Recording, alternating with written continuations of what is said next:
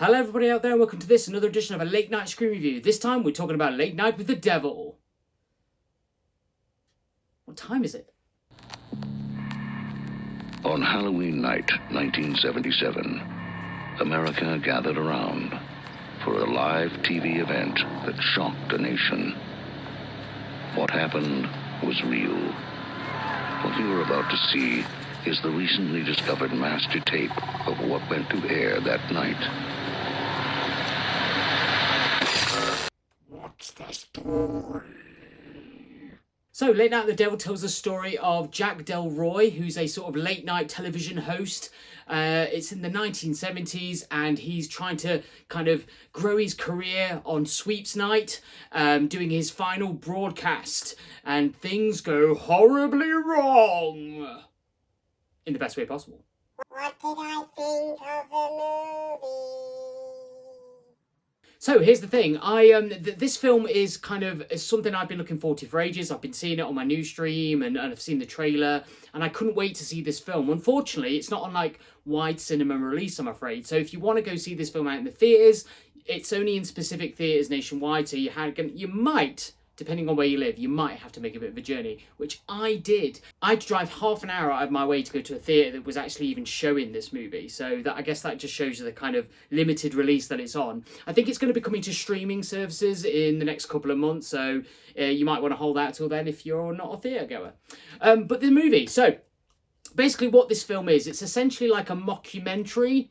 It gives you, we get like an opening narration about the fated last night, the final broadcast of this ill-fated show, this talk show, this late night talk show from the 1970s, and the anchor that runs the show is a guy called Jack Delroy, and he's like his viewings are slowly going down. He's been running the show for a few years, and he's trying to have a final comeback, and it's Halloween night, so he's going to have loads of spooky guests on, and he's going to try and kind of get to the audience and kind of win his pride back, and that's where we enter the movie. But it's kind of done in a kind of found, almost not a found footage, but what we're watching is the television recording of the final episode.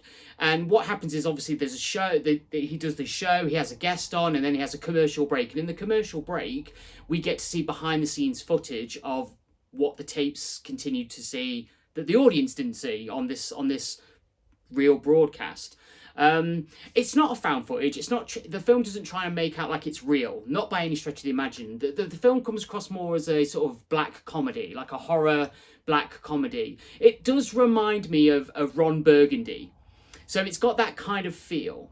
But it's not that kind of outlandish comedy by any stretch of the imagination. It kind of it rides the line between semi-serious and, like I say, like a kind of darker comedy.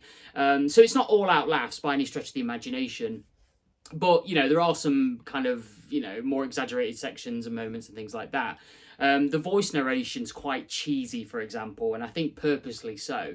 The film has a great visual style. It really kind of feels like it's shot in the 1970s. You get the commercial breaks, you get the intro sequences that are very cheesy in 1970s.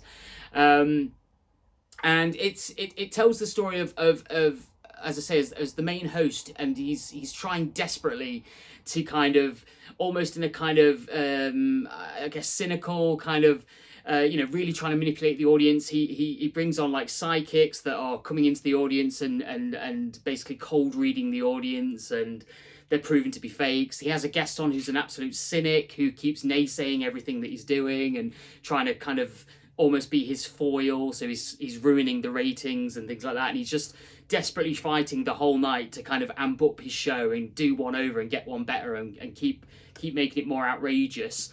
And so in that way, it's kind of a fun ride to watch. The main actor is, I can never pronounce his last name. It's David Dashmalson. I don't know. He plays bit parts. You've probably seen him in quite a few movies, but this is a kind of a swan song, and he does a great job acting as almost like the show host, Jack. He's recently lost his wife. Not recently, I think a few years prior, to cancer. he's going through a lot psychologically, and this is it's a character study in terms of his psychological downfall as he's desperately trying to, I guess, save his career. One of the last guests is a doctor who is performing experiments on this girl who claims to be possessed by a demon or a devil. And the show literally goes to hell from there, and culminates in some really quite crazy, weird, psychedelic gore, just madness, craziness. It's interesting because the film kind of, as the film goes along, it amps up both in the intensity of Jack trying to keep the show alive, but then also almost like it's EC Comics kind of, very much Tales of the Crypt. It becomes more and more that as it goes along, as more weird things start to happen and start to amp up over the running of the show, and things happening in the background as well. It gets not sillier, that's not the right word, it just gets a little bit more outrageous, but I see that as a good thing, because to me, this film's, it got the feeling of an extended episode of Tales from the Crypt. So if that's something that would appeal to you, if you've always wanted to see, I don't know, a Tales from the Crypt episode done over like a 90-minute, 2-hour film, then this is the film for you. I don't want to give away too much because it's a really great movie. I had so much fun watching this film, and just watching these characters kind of slowly starting to kind of come to the realization that things that are happening on the set and weird stuff that's going on in the background is actually maybe something to it. There's something to this.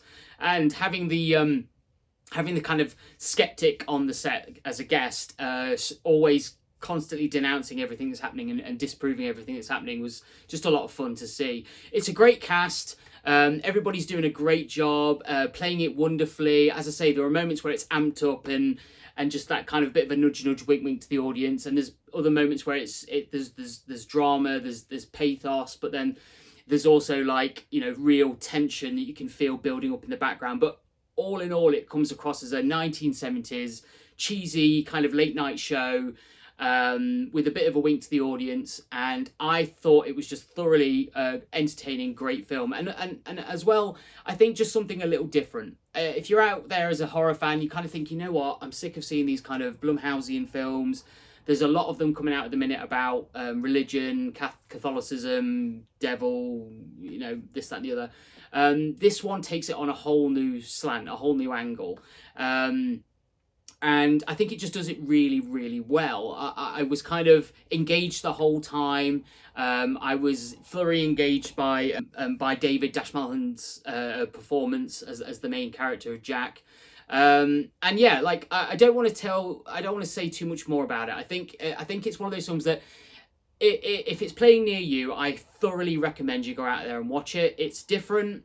It's got an interesting style, an interesting premise, and it's just delivered brilliantly. It gives you the bit of the horror, the tension, but also gives you the kind of bit of fun to it as well.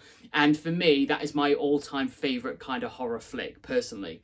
If you've got to go out of your way to go see this film, I'd still recommend doing it. I did it. I don't like travelling very far. I went about 35 minutes down the road in the car to a theatre that was playing the film, and I just had an absolute blast. It's a high recommend from me. It's good to say that again, especially after Ghostbusters. But yeah, I think there's a couple of nitpicks I could say. I'd actually like to see this film done completely straight. It would actually have been really interesting to see a movie like this done straight down the line, horror movie, try and keep it as absolutely realistic, almost like a found footage film. I'd have actually really enjoyed that. But having said that, the kind of Tales from the Crypt, Tales from the Dark Side kind of feel to the movie was really refreshing to go see at the cinema. And as I say, if you're a fan of those kind of shows, go watch this movie. You're going to have an absolute blast. So it's a high recommend from me. I'm not going to say much more. Just go out and watch it. Or if you can't be bothered to drive, I guess wait a couple of months and go see it out on streaming.